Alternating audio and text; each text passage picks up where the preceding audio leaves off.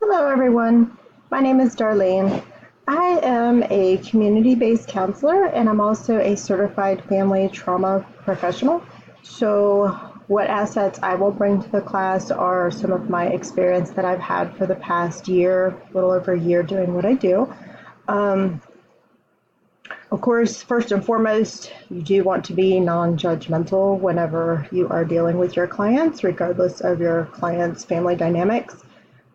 You'll often run across clients that have mixed families, might be same gender families, and it's important to remain unbiased so that you don't pass your judgment along to their family values.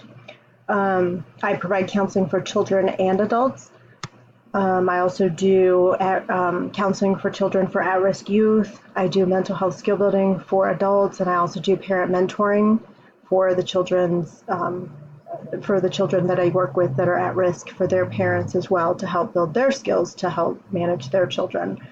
Um, that would be on the micro level. On the macro level, I also do a lot of social work. I link community services to my clients, such as helping them apply for food stamps, disability. I help them find food pantries, churches that provide food. And I also link them to organizations to assist with free or reduced youth activities, such as sports. Oftentimes, my family, since they all need to be have Medicaid in order to have my services, they generally oftentimes are on the poverty level, so they do need some assistance financially in many different aspects. Um, I do counsel with the strength-based approach.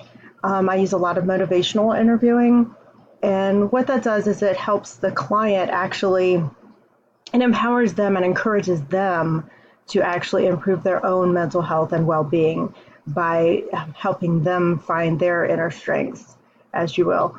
Um, and I also, as I said, I do work on the macro level as far as wraparound services. So I oftentimes will work with the schools, the court system, and such, as well as Department of Social Services for family team meetings and such.